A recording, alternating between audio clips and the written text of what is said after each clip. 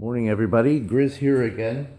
I'm just going to do a quick vid this morning for Tammy, who's having a little trouble with her first cast there, but don't despair, Tammy. I mean, I dragged out, I think this is probably like my second or third leaf that I ever made, so you can sort of see what it used to look like.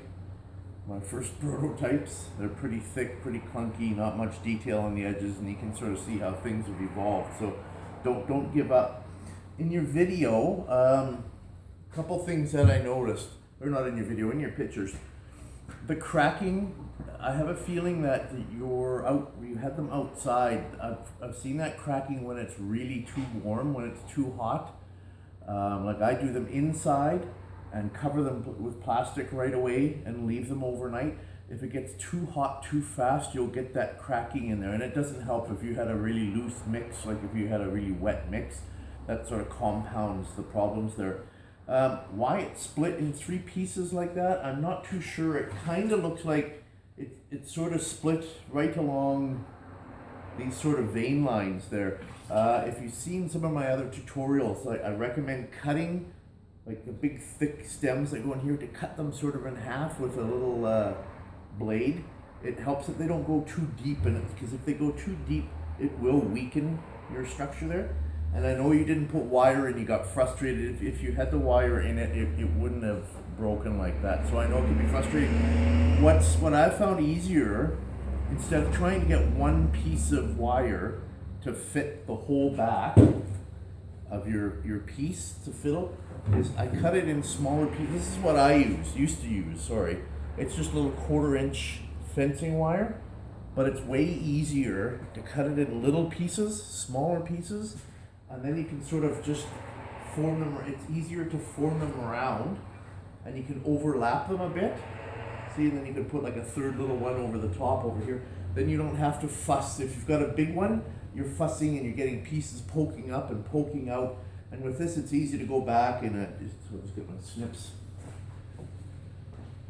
Just sort of pre-fit it before you on the raw leaf, and then you can just do things like that, like cut a little round circle here so it'll fit on the edges, and then you're not fiddling later. It's way easier to do with the little pieces here.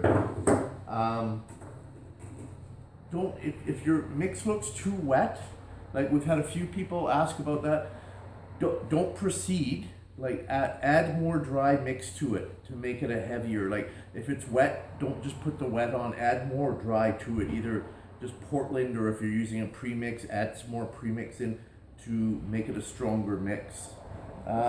What I'm using now, instead of the wire, is this stuff here called AR scrim. AR just means alkaline resistance, that it won't break down over time from the concrete. Really easy to bend, to mold, strong stuff when it's inside of the leaf. In Canada, it's really hard to find. Like I had so much trouble sourcing this out. I was getting it from the States, from Blue Concrete. I think that's in North Carolina. But finally, there's a guy here in BC actually that carries the Trinic product. I might have mentioned it in some other posts. I'll put a link later when I do the video. Put a link to this fellow. I can't remember the town he's in, Creston or Chase, BC, kind of right between Alberta and BC there. It's $1 something a foot. Not bad. It's pretty cheap, pretty reasonable. I buy it in the big rolls, like the ones up top there. And the same, he has fibers as well.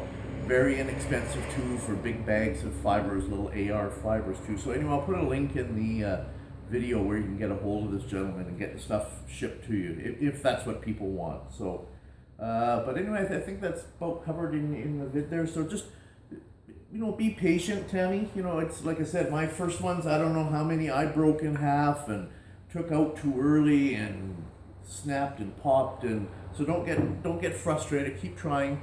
Use a drier mix. Keep it out of the sun. I know you put them outside, but they almost need to be in total shade.